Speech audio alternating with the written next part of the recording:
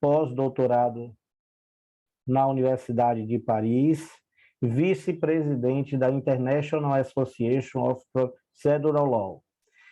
O doutor Antônio do Passo Cabral, ele tem uma tese, né, juiz natural e eficiência processual, flexibilização, delegação e coordenação de competências no processo civil, que tem vinculação com o tema, né, que vai ser apresentado. Essa tese dele foi apresentada no concurso de provas e títulos para provimento do cargo de professor titular da Faculdade de Direito da Universidade do Estado do Rio de Janeiro.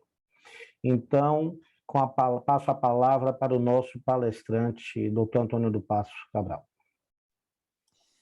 Bom dia a todas e todos. Queria agradecer ao presidente, doutor Arnaldo Oliveira, saudar todos os colegas que eu vejo aqui na sala virtual, são muitos os participantes, dizer da minha satisfação de estar aqui de volta ao TRT da 5ª Região da Bahia. Eu tenho sempre um grande prazer de estar com os colegas nos eventos organizados pelo TRT. Tenho também aqui uma grande satisfação de ver o querido amigo, o professor Edilton Meirelles, né, que tem organizado também inúmeros cursos de altíssima relevância no TRT, e é um grande estudioso de um dos temas que eu vou tratar aqui hoje, da cooperação judiciária. E queria começar eu tenho uma apresentação de PowerPoint, eu vou colocar aqui para os colegas, depois eu posso disponibilizar para todos, tá? Eu posso enviar para a escola depois para ela disponibilizar para todos. E eu queria começar dizendo que o mundo mudou e a gente continua compreendendo o juiz natural da forma com que se compreendia o juiz natural na Revolução Francesa. Durante décadas, gerações e gerações de juristas foram formados com base numa ilusão. Venderam para nós um juiz natural que há muito tempo não existe. Então há uma necessidade urgente de refletir sobre esse tema. Por isso eu queria não só agradecer pela referência, porque quando você estuda muito um tema, você fica de alguma maneira apaixonado pelo tema, né? Mas eu espero poder mostrar nesse tempo que me cabe aqui, nesses 50 minutos que a organização me deu, mostrar como é importante a gente refletir sobre esse tema hoje. Por isso a importância de eu estar falando para um público do judiciário, né, predominantemente composto de magistrados e servidores do judiciário. Deixa eu ver se eu consigo projetar aqui a minha tela. Vejam se vocês estão conseguindo ver a minha tela. Vou colocar aqui o slideshow. Perfeitamente. Obrigado, vamos lá. Bom, como eu já antecipei, o juiz natural ele é um princípio mais contemporâneo do direito processual do que outros, tá? Muitas vezes a gente vê alguns institutos de direito processual vindo do direito romano, mas o princípio do juiz natural ele é mais recente. Ele surgiu com a Revolução Francesa, contra o absolutismo, que era o despotismo dos monarcas, dos senhores feudais na época, né, de avocar e designar julgadores casuisticamente. Na França pré-revolucionária, os monarcas, eles tinham, e na Europa em geral, né, os monarcas, os senhores feudais, eles tinham todo o poder do Estado, inclusive o poder jurisdicional, e eles podiam atribuir competência a juízes casuisticamente e também retirar a competência avocando para si o julgamento de certos processos, ou então criando órgãos para apreciar um determinado caso. Então eram as chamadas comissões extraordinárias, criadas para, às vezes, perseguir os inimigos do rei ou favorecer aqueles que eram amigos do soberano. Quando veio a Revolução Francesa, a ideia era evitar isso, né?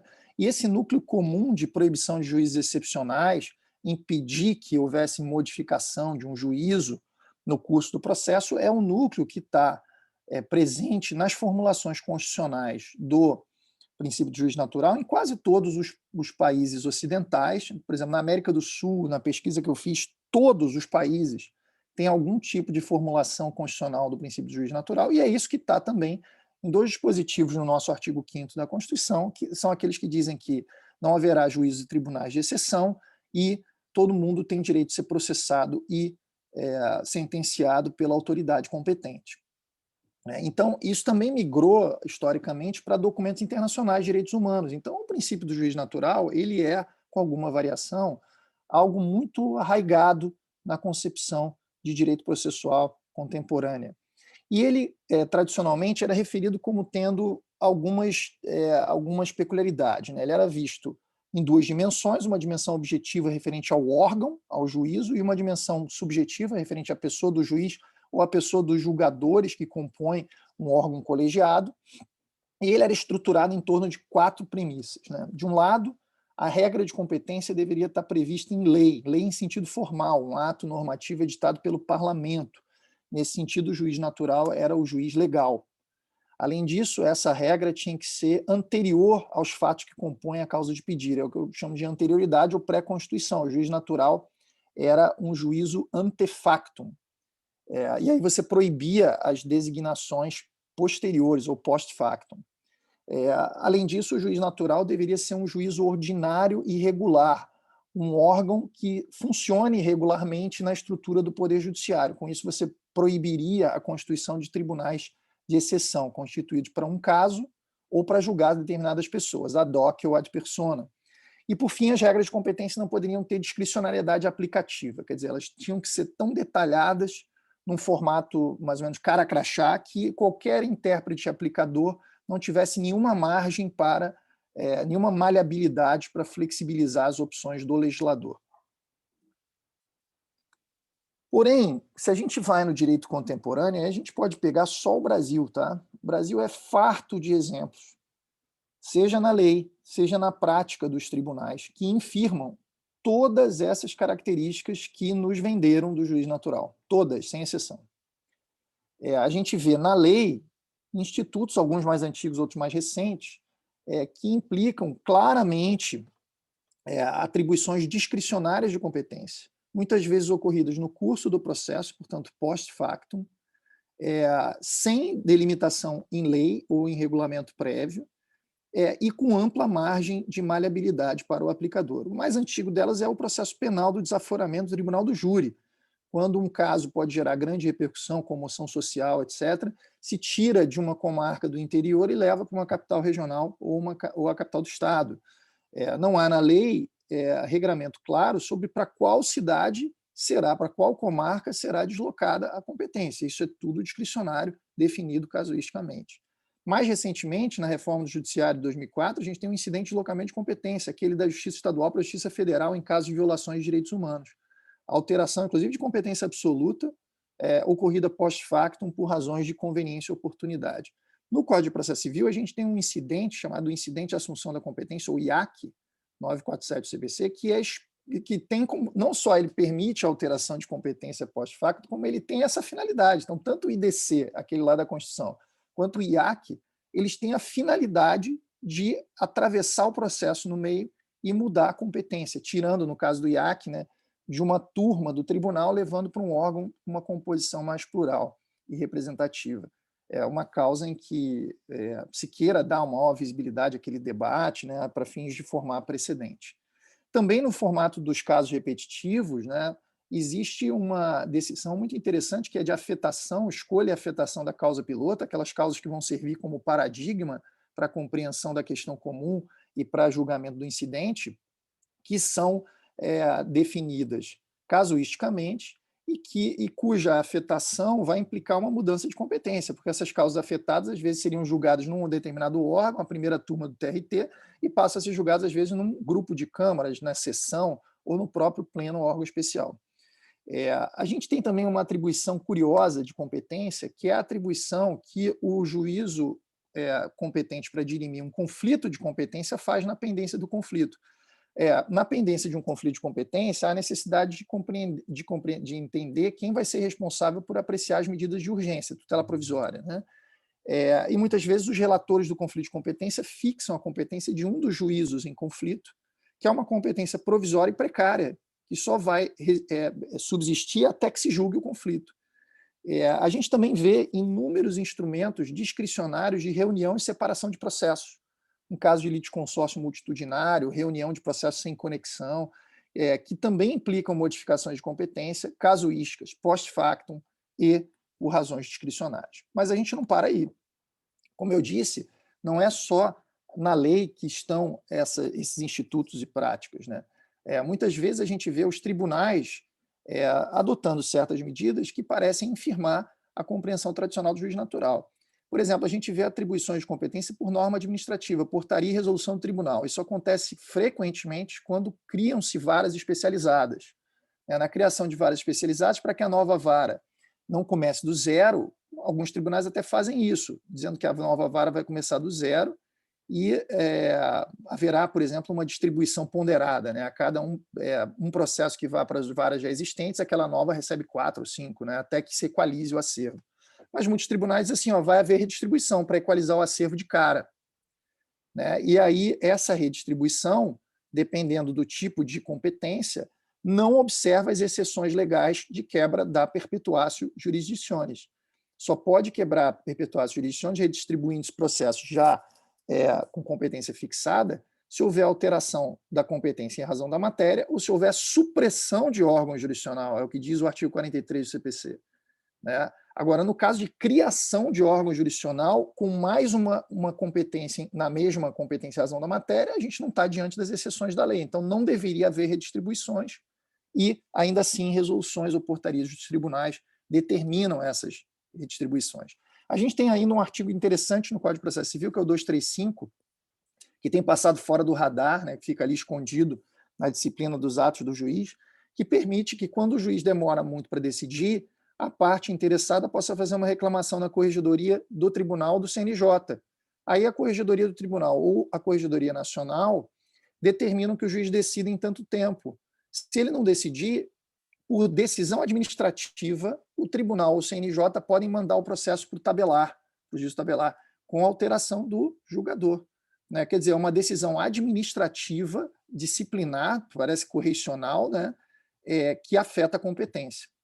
Além disso, a gente vê inúmeras práticas dos tribunais que também não se coadunam com a concepção tradicional do juiz natural. Auxílios e mutirões, designações em auxílios e mutirões. Uma vara está atolada de processo, designa-se juiz em auxílio. E esses juízes vão praticar inúmeros atos, inclusive atos sentenciais, vão julgar o caso. Então, aquele indivíduo que esperava que o juiz da primeira vara de Feira de Santana fosse julgar o seu caso, de repente vê um juiz de Salvador ser designado para julgá-lo, sem que ele tenha sequer realizado a instrução, sequer presidido a audiência. A gente também vê convocações de juízes nos tribunais, os tribunais convocando os juízes e os tribunais superiores convocando os embargadores. Essas convocações não são precedidas de edital, não têm critérios de seleção e normalmente são feitas no amor. É o ministro ou o desembargador que conhecem o juiz, sabe que o cara é limpador de vara, trabalhador, etc. Então ele sabe que se ele vai sair de férias ou de licença, ele vai botar um cara que não vai deixar o acervo todo pendente para ele na volta. Ou então, na área criminal, a gente vê isso, é um desembargador, um ministro que é mais liberal, mais garantista, bota um juiz que tem a mesma linha. Ou um outro que é mais condenador, bota um juiz que tem a mesma linha. De todo modo, isso é feito sem nenhum critério prévio, sem nenhuma regra objetiva, casuisticamente afetando a composição de órgãos colegiados. E muitas vezes esses órgãos colegiados são formados majoritariamente por juízes e desembargadores convocados. Ou seja, são pessoas que não têm estabilidade na investidura, que compõem aquele órgão com uma designação temporária e precária e que estão ali judicando. Então, onde está a ordinariedade, a irregularidade da constituição desses órgãos, que era algo que se propagava no juiz natural? A gente tem também nos tribunais as turmas de férias, que são etéreas, elas duram de janeiro e julho, que são consectários do fim das férias coletivas nos tribunais, também com a emenda constitucional 45. E a gente tem também as equipes conjuntas de investigação e forças-tarefa, que podem conter juízes, em tese, mas aqui no Brasil elas não contêm, mas que, de alguma maneira, também remetem a um princípio que sempre foi pensado como um princípio irmão do juiz natural, que é o princípio do promotor natural, onde se tenta mimetizar aqueles paradigmas do juiz natural para a atividade do Ministério Público, que eu acho que é um erro histórico. Nós, no Ministério Público, nunca deveríamos ter mimetizado o juiz natural, porque são instituições completamente diferentes, com dinâmicas de atuação completamente diferentes também. Além das regras administrativas, eu lembro também que hoje a gente tem acordos processuais, negócios jurídicos processuais sobre competência e jurisdição. São inúmeros hoje os que podem ser celebrados, que também mostram que a norma de competência ela não tem apenas fonte legislada, que não só regulamentos administrativos podem implicar mudança de competência, como também atos das partes podem modificá-la. Muito bem, tudo isso que eu tentei mostrar irresponsavelmente em menos de 10 minutos é feito por um único motivo, ou baseado numa única justificação, a eficiência no sistema de justiça. Hoje a gente quer um sistema de competências que não fique apenas num modelo de legalidade estrita. E aí o juiz natural se posiciona entre um aspecto mais garantístico e uma otimização de resultados. É claro que a eficiência processual também é uma garantia, e ela entra em jogo com outras garantias no devido processo legal. Isso levou a um movimento global, não é só brasileiro, no sentido de que houvesse uma necessidade de maior flexibilidade no sistema de competências, uma flexibilidade para permitir gestão. E essa gestão se coloca não apenas na gestão da competência jurisdicional, para o caso concreto, que é a gestão da atribuição de competência jurisdicional, ou Case Assignment Management, como também a gestão das estruturas judiciárias, que também é chamado no estrangeiro de Court Management. Né? E a gente vê que o juiz natural e a teoria da competência hoje, ela se coloca no meio do caminho entre jurisdição e organização judiciária, entre jurisdição e administração da justiça. O que é muito curioso, eu gosto de ressaltar esse ponto quando a gente fala para um público do judiciário, porque as minhas pesquisas sobre juiz natural e eficiência me mostraram que os estudos sobre a administração judiciária no Brasil são um verdadeiro buraco negro. Eles são totalmente negligenciados. Os processualistas não estudam e os administrativistas tampouco. Então, eles são completamente abandonados, né? Ao contrário de outros países onde há uma dedicação mais intensa para esses estudos. E é algo muito importante para nós, né? Para que a gente deixe esses estudos tão negligenciados como eles têm ficado nos últimos anos. Bom, então a gente chega a um dilema, né, pessoal? O que fazer? Diante de tudo isso que eu narrei aqui, a gente só tem 3 alternativas.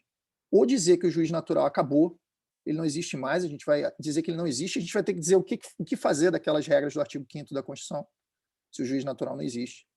Ou a gente vai ter que declarar inconstitucionais, sem exceção, todas essas práticas, mutirão de sentença, convocação de juiz, IDC, IAC, afetação de causa em processo repetitivo, tudo, porque isso é contrário àquela concepção que nos venderam de juiz natural. Agora, se a gente vai na jurisprudência, essa segunda opção não pegou, porque nenhum, sem exceção, nenhum dos institutos e práticas que eu relatei aqui foram considerados inconstitucionais. Todos foram considerados pelo Supremo Tribunal Federal constitucionais. Bom, então se a gente, então só sobram 2 alternativas, ou dizer que o juiz natural acabou, ou tentar identificar o que contemporaneamente o juiz natural protege. Se não é aquilo que nos diziam, se não é aquilo que foi na Revolução Francesa, previsão em lei, ausência de discricionalidade, impossibilidade de mudança casuística, o que protege o juiz natural? E essa é a minha primeira provocação. A gente tem que ressignificar o juiz natural, identificando o seu conteúdo e o seu âmbito de proteção. A minha proposta é a seguinte, que o juiz natural contemporâneo proteja algumas características da norma de competência e algumas características do procedimento de atribuição ou de modificação da competência.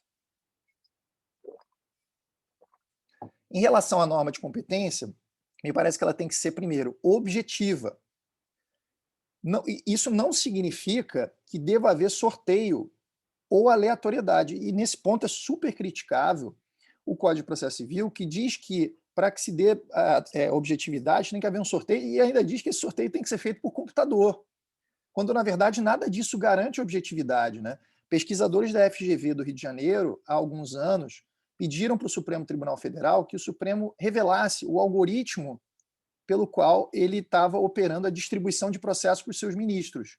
E o Supremo Tribunal Federal recusou revelar o seu algoritmo. Ora, se a gente tem um sistema de computador que é opaco, que não se mostra para as pessoas, que não tem transparência, será que a gente tem objetividade? Quer dizer, eu estou colocando aqui uma pulga atrás da orelha. Será que sistema de computador garante que a distribuição não está sendo direcionada e fraudada? A gente já tem diversos casos de distribuição fraudada, mesmo com o sistema de computador. Em outros países, a gente não está falando de república de banana. Eu vou dar um exemplo. Dois exemplos. Na França, quem distribui é o presidente do tribunal. Ele pega um processo e diz assim, eu vou distribuir isso para quem? Semana passada já foi um processo complexo para a primeira turma, vou botar isso aqui para a segunda turma. Isso é definido lá na regulação dele, eles compreendem como algo admissível no sistema. Na Alemanha, eles publicam anualmente em cada tribunal um documento que pode ser definido como um plano de distribuição de tarefas, onde ali vão estar requisitos objetivos para distribuição. E todo mundo vai saber para onde vai ser distribuído. E muitos são objetivos sem ser sorteio. Então, por exemplo, tem lá, que em Munique tem 3 varas que cuidam sobre divórcio. Lá vai estar dito que na primeira vara vai ser o nome patronímico do autor, da letra A à letra G, da segunda vara, da letra H à letra M, e da terceira vara, da letra M, N à letra Z. Então, se eu tiver um problema de divórcio em Munique para resolver e o meu sobrenome é Cabral, eu já sei que o meu processo vai ser distribuído para a primeira vara. Eu tenho objetividade, previsibilidade, mas isso não significa sorteio ou, muito menos, que isso seja feito por computador. Então, objetividade é o primeiro aspecto. Segundo aspecto, impessoalidade, que é a ideia de tratar todo mundo de maneira igual, né? Sem manipulação subjetiva, que é o que estava lá na origem do juiz natural, né? Impedir que o governante de plantão, o presidente do tribunal ou o monarca possam direcionar a distribuição a fim de prejudicar uns e beneficiar outros. Outro ponto que eu acho que é relevante é a invariância. Num sistema que prega coerência, integridade e cria, inclusive, precedentes judiciais a fim de que situações análogas recebam respostas análogas do judiciário, me parece que, se a gente atribui competência com base em certos critérios em um caso, a gente deve aplicar aqueles mesmos critérios para os casos similares. Além disso, previsibilidade e cognoscibilidade. É claro que a gente tem que ter normas que sejam minimamente determináveis em termos de competência. A gente não pode ter normas tão amplas que impeçam qualquer tipo de previsibilidade sobre a competência. Então, a gente não poderia ter uma norma que dissesse assim: todos os juízes na Bahia são igualmente competentes para todos os casos, e em cada um haverá definição sobre quem vai decidir. Até porque, pessoal, isso tem um custo, né? Se a gente tem normas muito vagas, existiria um custo adicional em que, em todo o processo, a gente tivesse que ter um juízo sobre quem vai definir, quem vai decidir aquele caso. Então, a gente tem que ter regras que sejam minimamente detalhadas, ainda que não ao extremo, e que a gente não precisa, por causa disso, ficar com medo da discricionariedade. A gente não precisa, por causa disso, ficar com medo de alguma medida de indeterminação. E aí o contraponto vem pelo procedimento. Né? Me parece que o contraponto para essas mudanças casuísticas, post-factum, às vezes com alguma margem de flexibilidade ou discricionariedade, é controle e participação. A gente tem que ter fundamentação adequada, a gente tem que ter participação dos interessados, e com isso a gente consegue minimamente controlar, e a gente não precisa ter medo do juiz natural colocado nesses pontos. Então, me parece que se a gente estrutura o juiz natural com base nessa ideia, objetividade, invariância, impessoalidade, etc., aí sim a gente vai estar vendo o que o juiz natural nos protege no direito contemporâneo. E, a partir daí, a gente pode tentar reformular o sistema de competências. Eu não vou ter tempo aqui para falar de tudo, tá? Sobre o que eu pretendo falar. Mas eu tenho tentado reestruturar o sistema de competências com base em alguns pilares. São 3. O primeiro não fui eu que propus, foi um professor muito conhecido da Bahia, o professor Fred Didier Júnior, acho que todos os senhores conhecem, juntamente com o Hermes Anetti e a professora Paula Sarno Braga, também da Bahia, desenvolveram o que eles chamam de princípio de competência adequada, onde o juízo de competência ele deixa de ser aquele juízo cara crachá e passa a ter alguma medida de eficiência. De investigar apenas quem decide, a gente passa a investigar quem decide melhor. Então, o juízo natural passa a ser o juízo que está mais adequadamente competente para apreciar um determinado caso. Isso é muito interessante em casos de competências concorrentes, onde a gente deve analisar inúmeros aspectos para concluir aonde o processo pode ser melhor conduzido e decidido. Isso justificaria declínios de competência de um juízo para outro, quando ele considerasse que há outro juízo mais adequadamente competente para decidir essa questão. O STJ já decidiu dessa maneira em alguns casos envolvendo ações coletivas, como nos casos dos acidentes, dos desastres ambientais de Mariana e Brumadinho. Houve uma série de ações coletivas e individuais ajuizadas, e o STJ distribuiu competência com base no juízo de eficiência. Ele não usou a expressão competência adequada, mas é exatamente isso que fez o STJ em alguns conflitos de competência já decididos. Então, é uma tendência.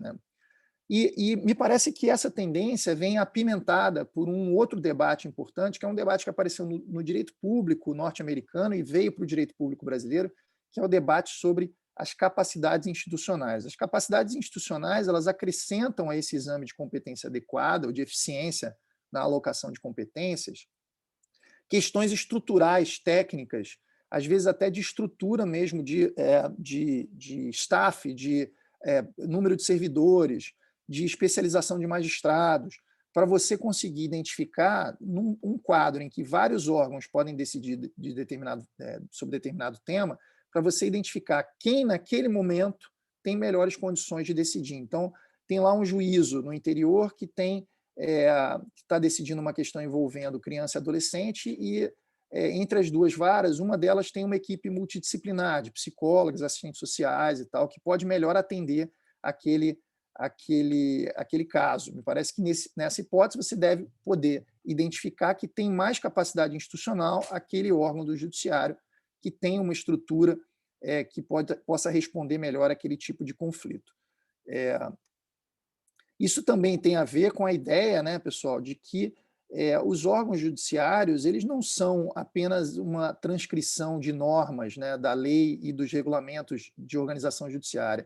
A gente tem que pensar que esses órgãos eles têm que ser analisados não apenas na sua arquitetura normativa, a norma abstrata, mas como organismos vivos, que muitas vezes eles se mudam ao longo do tempo, né? Às vezes uma vara está bem estruturada, tem servidores, ela tem um acervo controlado, mas aí os servidores pediram remoção, o juiz saiu, veio outro, ele levou uma parte da equipe consigo, entraram servidores em licença maternidade ou licença médica, e aí houve um desfalque temporário daquela vara em termos de servidores. Então, esse juízo ele é variável no tempo, por isso que ele é contextual, né? Você tem que olhar isso dentro de um contexto específico e perceber que isso pode variar. Nem sempre, comparando a primeira vara e a segunda vara, a primeira vara vai responder melhor àquele tipo de caso. Isso pode ser variável ao longo do tempo.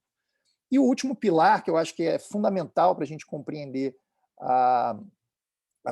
o sistema de competências hoje, é romper com a ideia tradicional de que o juiz decide sozinho, de que o juiz trabalha e decide sozinho. Eu fui juiz, eu acho que o doutor Arnaldo falou isso na minha apresentação gentilmente, eu fui juiz federal e depois fui para o Ministério Público. Eu vi como é diferente a atuação nessas duas instituições. O juiz ou a juíza são profissionais solitários, né? A gente decide sozinho. Isso às vezes é um drama, porque você fica com muita dificuldade às vezes de decidir, em dúvida e tal.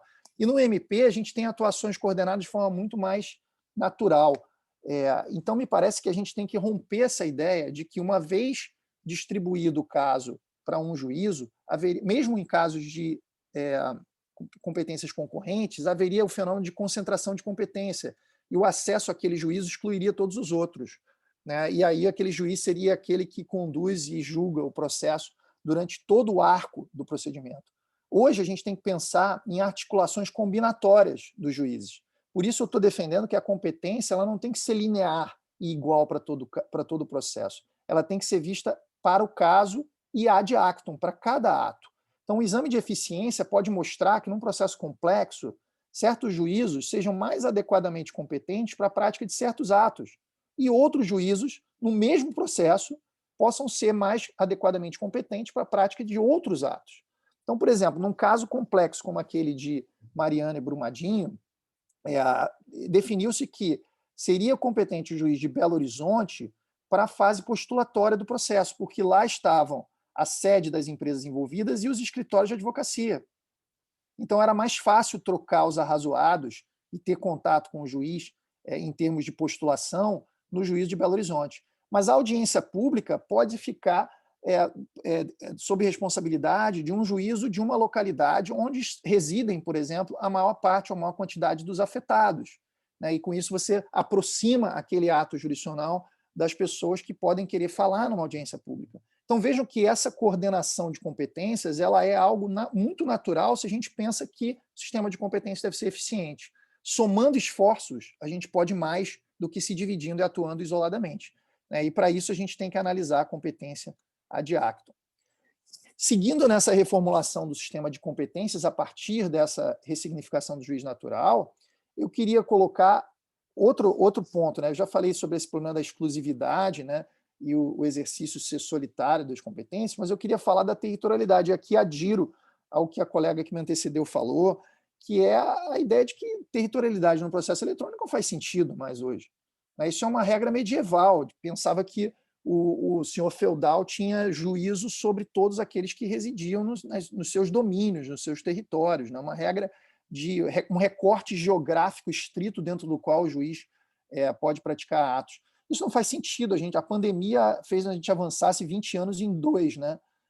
E hoje a gente percebe que os juízes estão decidindo e julgando e instruindo a partir de qualquer lugar do Brasil. Claro que alguma medida de proximidade geográfica com a população é importante em termos de acesso à justiça. Até a própria visibilidade da justiça na pracinha, né, ela estimula as pessoas a cumprirem seus direitos e a buscarem a reparação da violação dos seus direitos perante o judiciário. Mas o acesso à justiça tem um limite, né, pessoal? Tem um limite orçamentário. A gente não pode ter um juiz para cada pessoa, a gente não pode ter uma estrutura do judiciário, um prédio do judiciário em cada localidade, por menor que ela seja, porque isso nem faz sentido economicamente, né? Então, é claro que o acesso à justiça impõe uma certa proximidade com o cidadão, mas isso tem um limite orçamentário e um limite de racionalidade, né, da atuação estatal. E aí eu queria fazer algumas propostas concretas a partir de tudo isso, né? E eu começo pelas propostas concretas na esfera da organização judiciária. E eu queria tocar num ponto que é curioso, né? De tudo que eu falei até agora, eu não falei sobre expertise dos juízes. A gente não tem compreensão de que o juiz natural deu ao indivíduo o direito de ter um juiz especializado na matéria. Ao contrário, a gente compreende que os juízes são selecionados por concurso público, concurso público que exigem que os juízes sejam generalistas. Os juízes, e eu me incluo nisso, né? Os juízes são selecionados tendo que saber muitos temas e tem que saber um pouquinho de cada tema. É claro que vai ter um ou outro que você domina melhor e tal, e você porque estudou mais ou porque fez especialização naquela área e tal. Mas, normalmente, o juiz é um generalista. E o generalista é aquele que sabe cada vez menos sobre cada vez mais, até que termina sabendo nada sobre muita coisa, né? Não, tá errado, não é isso, mas isso é para mostrar como a diferença do especialista para o generalista. O especialista sabe muito sobre pouco, né? Até que termina sabendo tudo sobre nada, né? Quer dizer, o inverso, né, da piada. Mas vejam, esse generalismo na seleção dos magistrados nunca colocou essa pulga atrás da orelha. E a gente sempre orientou a especialização no judiciário brasileiro focada na especialização de órgãos, focada na especialização de varas, por exemplo, vara de fazenda pública, ou às vezes órgãos inteiros. A Justiça do Trabalho é um grande exemplo disso, né? A Justiça Eleitoral, a Justiça Militar, são braços do judiciário integralmente especializados. E me parece que isso é um equívoco, porque nem todos os problemas dependem da especialização de órgãos. E me parece que um dos grandes baratos contemporâneos é a gente pensar em formas de especialização judiciária focada nos juízes e não nos juízos. E aí eu proponho, na minha tese, dois formatos, né? Ou vários formatos, mas eu vou falar aqui basicamente dois. O primeiro são listas de especialização dos magistrados por matéria. Então, a gente pode criar uma lista de magistrados especializados em um certo tipo de conflito. Processos coletivos, direito econômico, direito agrário, etc. E aí, esses magistrados podem estar em qualquer lugar, né? Então, pegamos o TRT da Bahia, eles podem estar no interior e na capital. Se as partes pedem a distribuição na lista, você garantiria objetividade pelo sorteio e garantiria também esse componente de especialização do magistrado. E aí as partes estão optando. Pouco importa para elas se vai ser o juiz do interior que vai julgar, de Juazeiro que vai julgar a causa delas, ou se a causa está posicionada no Prado ou em Caraíva e vai ser um juiz de Salvador que vai sentenciar. Elas preferem ter a expertise do que ter a proximidade geográfica. Eu também proponho a existência de grupos volantes de juízes especializados, porque muitas vezes a atuação que demanda uma especialização do judiciário, ela não é perene. ela não é perene, ela é episódica, é um problema pontual, é um acidente que aconteceu na área, é uma tragédia que aconteceu numa fábrica que gerou lá um vazamento de algum tipo de substância e criou temporariamente uma explosão de casos de pedido adicional de insalubridade, por exemplo, e aquilo vai ser resolvido temporariamente. Tentar resolver problemas episódicos engessando vara com uma especialização é errado, porque se aquele problema vai acabar, e ele tende a acabar no futuro, você não pode utilizar formas de especialização que sejam perenes, porque você está usando um instrumento, uma unidade judiciária permanente para responder a um problema que é episódico ou temporário. E aí eu fiquei feliz em ver que o CNJ adotou a minha tese com os núcleos de justiça 4.0, resoluções 385 e 398, dizendo exatamente o que eu propunha, que as partes podem, por convenção processual, pedirem para o processo ir para o núcleo, e a resolução 398 ainda prevê algo diferente, que os juízes podem mandar para o núcleo, independentemente de previsão de convenção das partes, mas que a inércia da parte em impugnar faz com que o processo fique no núcleo. Agora, eu tenho visto, e é bom eu esteja falando isso, sem que o TRT5 tenha criado os seus núcleos de justiça 4.0. Aqui o TRF da 2ª região, por exemplo, na Justiça Federal, criou um núcleo de justiça 4.0, no meu modo de ver, tá, com todas as vênias, de maneira equivocada, porque criou o núcleo 4.0 como extinguindo vara. Então, extinguiu vara e criou o núcleo vindo como uma espécie de substituição da vara. Isso está errado.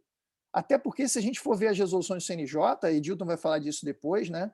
O núcleo é temporário, ele tem vigência temporária. Então, se você extingue a vara, você vai ter que lotar o juiz que estava nessa vara em algum lugar.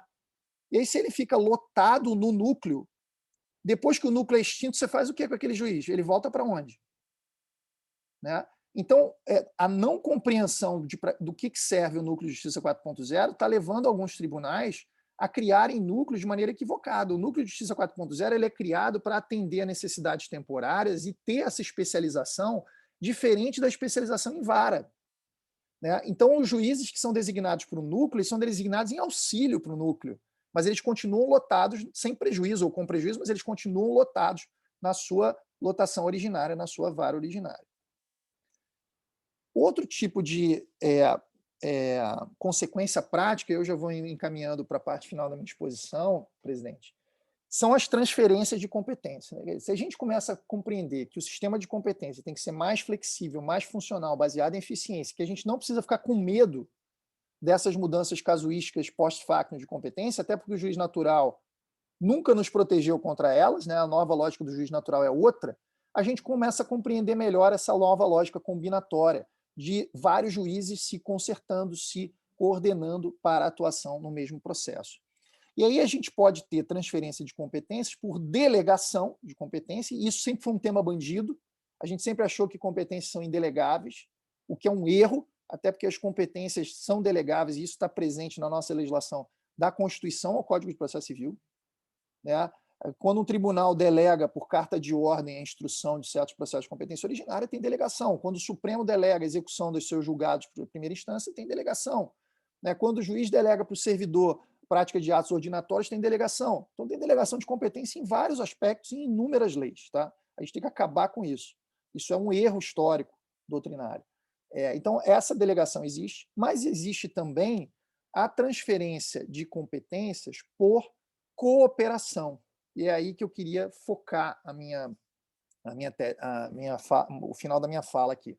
Por quê? Porque depois, se a gente quiser, outra vez, Edilton, Arnaldo, colegas, eu volto para falar só sobre delegação de competências, que é um tema muito rico, que eu gosto muito.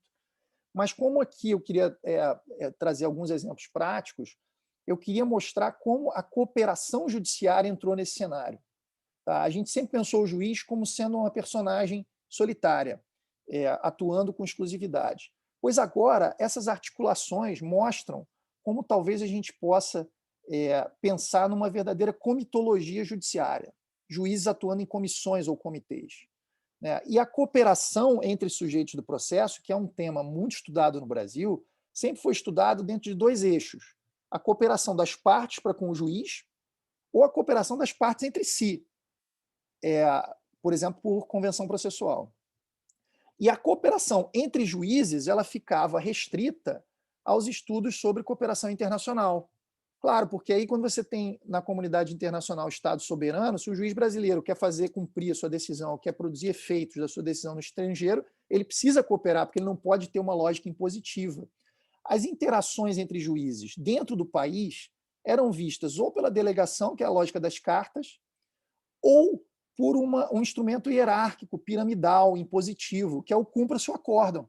É quem está embaixo obedece e quem está em cima manda.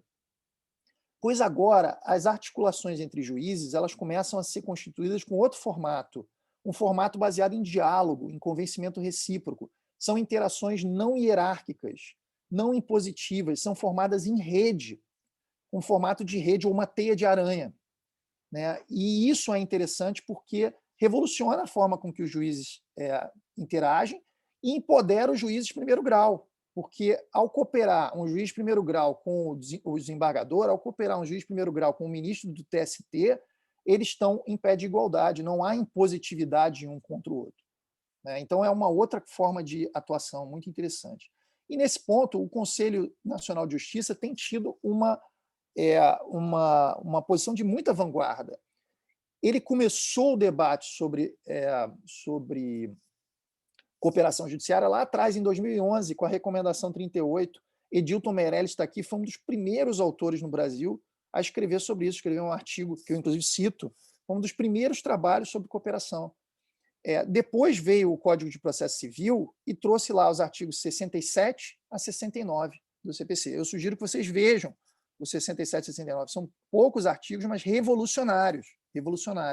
E eles são aplicáveis ao processo do trabalho por conta do artigo 15 do Código de Processo Civil.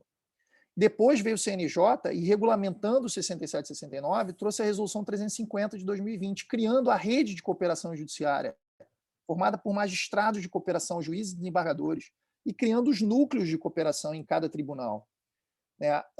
Essa resolução ampliou a cooperação judiciária do CPC para abranger a cooperação interinstitucional, que é aquela que, numa ponta, tem um órgão judiciário e outra ponta tem outra instituição ou entidade, pública ou privada, pode ser o Ministério Público, a OAB, uma ONG, etc.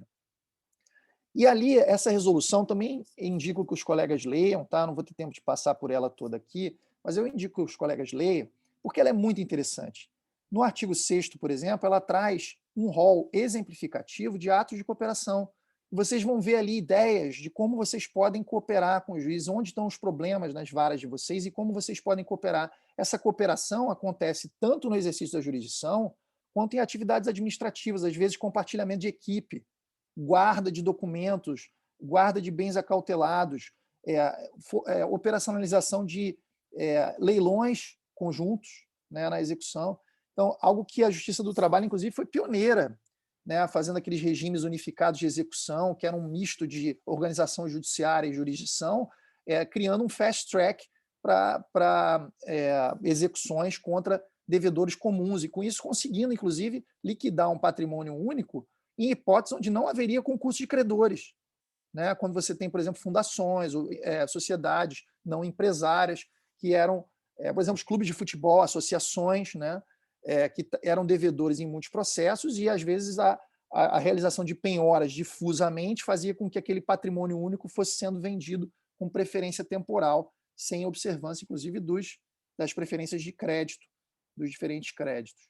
E é curioso também que essa resolução ela tem modelos ao final, né, para você poder copiar e colar, para você ver como na prática funciona a cooperação. Então, assim, às vezes os juízes ficam travados e acham que só pode se comunicar com o outro por carta. Pessoal, também adiro o que foi falado antes de mim aqui. As cartas acabaram, as cartas são uma coisa medieval. A gente não deve mais ficar preso na lógica das cartas. A lógica da resolução e da cooperação judiciária é do auxílio direto. São de interações deformalizadas ou desformalizadas, sem burocracia. Né? E esses modelos da resolução mostram bem como isso pode ser feito. A gente tem um projeto hoje no CNMP de uma resolução similar, adaptada à atividade do Ministério Público. Ainda está em debate lá, não sei se vai ser aprovado ou não. E, recentemente, a gente viu que a Lei 9784 do processo administrativo estatal também foi alterada, permitindo, no artigo 49A e seguinte, né, os filhinhos do artigo 49, a chamada decisão administrativa coordenada, ou seja, coordenação é a palavra da hora. Articulações coordenadas e cooperativas em qualquer nível da atividade estatal, e hoje previstas não apenas no judiciário, mas também para o executivo. Alguns exemplos de atuação coordenada que já foram visualizados na prática. A Justiça Federal no Rio de Janeiro já realizou perícia conjunta em determinados... Teve um caso muito famoso aqui, que eu cito também, que era de umas rachaduras no conjunto habitacional, houve de centenas de processos na Justiça Federal porque tinha um financiamento da Caixa Econômica. E as pessoas tiveram que ser retiradas às pressas daquele conjunto habitacional, estavam morando num ginásio esportivo da cidade, e aí os processos começaram a chover, e os juízes se reuniram, suspenderam todos os processos, deram um despacho conjunto, dizendo que a prova pericial ia ser feita uma vez no processo número tal. Quem quisesse participar e se habilitava naquele processo, formulava quesitos, etc. Depois foi realizada uma perícia única, ela foi replicada em todos os processos, e o custo foi dividido entre todos. Vejam o custo em escala que se economizou com isso, e o tempo também, porque tem que se repetir a mesma perícia, né, em todos os processos. O TJ de Pernambuco e o TRF da 5ª Região fizeram também uma interessante forma de repartição de competências em causas de sistema financeiro da habitação. Eles dividiram atribuições, e você vai decidir essas questões e eu vou decidir essas questões, você vai fazer essa instrução e eu vou decidir as questões de direito. Na 4ª Região, o TRT do Rio Grande do Sul, o TJ do Rio Grande do Sul e o TRF4 criaram uma rede regional de cooperação entre Justiça Estadual, Justiça Federal e Justiça do Trabalho dentro de um mesmo estado, né? E isso é permitido também pela Resolução 350. Na Justiça Federal do Rio Grande do Norte também já há experiências de instrução processual unificada. Entre a Justiça Federal do Rio Grande do Norte e a Justiça Federal do Ceará, a gente viu por cooperação uma interessante iniciativa em que um juízo estava à frente de um processo muito complicado, uma ação coletiva muito complicada, e ele nomeou um outro juiz como um consultor. Esse juiz ele tinha voz sem ter voto, ele sempre se manifestava, dava uma opinião jurídica não vinculativa, e a gente brinca, né, que era o Ministério do vai dar ruim, né, porque era quando você tem um caso muito complexo, você colocava um outro órgão independente, né, para dar uma opinião, para, de alguma maneira, iluminar aquela discussão.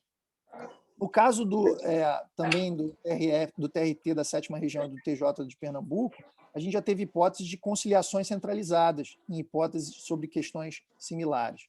A gente tem um projeto Garimpo na Justiça do Trabalho, muito interessante para dar destinação aos valores abandonados, né, como resquício, valores abandonados.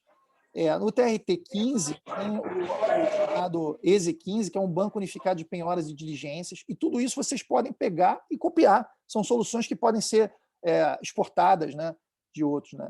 Recentemente, o STJ, também falando de cooperação judiciária, decidiu, em matéria de infância e da juventude, quem deve decidir a respeito de critérios para comparecimento de adolescentes a shows, né?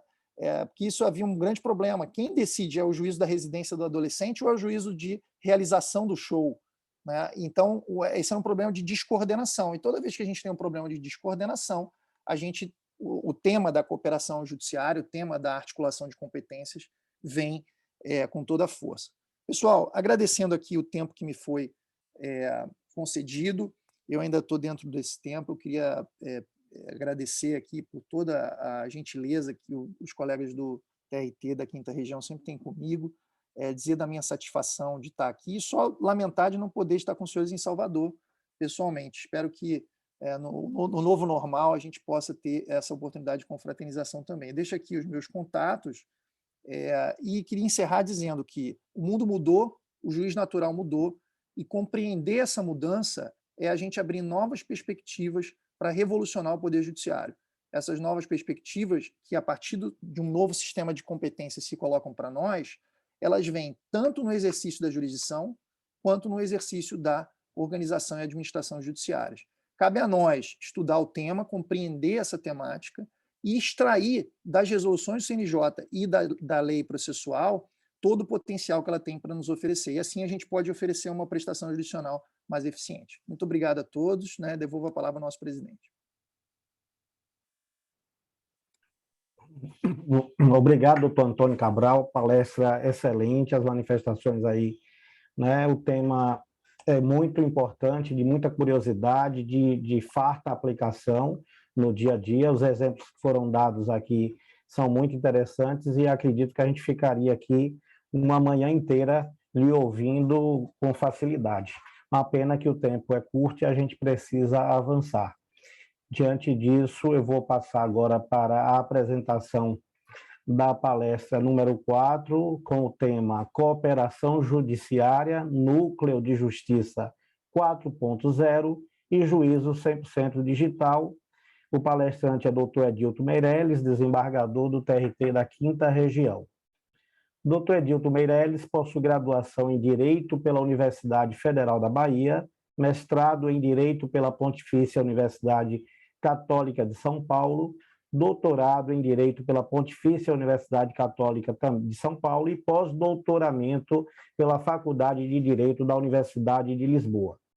Atualmente é desembargador do trabalho no Tribunal Regional do Trabalho da 5ª Região, professor adjunto na graduação, mestrado e doutorado da Universidade Católica de Salvador e professor associado na graduação, mestrado e doutorado da Faculdade de Direito da Universidade Federal da Bahia. Líder do grupo de pesquisa Relações de Trabalho na Contemporaneidade, vinculado ao programa de pós-graduação da Faculdade de Direito da Universidade Federal da Bahia, cadastrado no Diretório Nacional de Grupos de Pesquisa do CNPq, que compõe a rede de grupos de pesquisas em Direito e Processo do Trabalho, Retrabalho. Revisor em diversos periódicos e de projetos de agência de fomento, membro de conselho editorial de revistas jurídicas. O tema abordado aqui, todos os temas, aliás, eles estão interligados, né? E teremos o prazer de ouvir o Dr. Edilto Meirelles com a palavra, por favor, Dr. Edilto.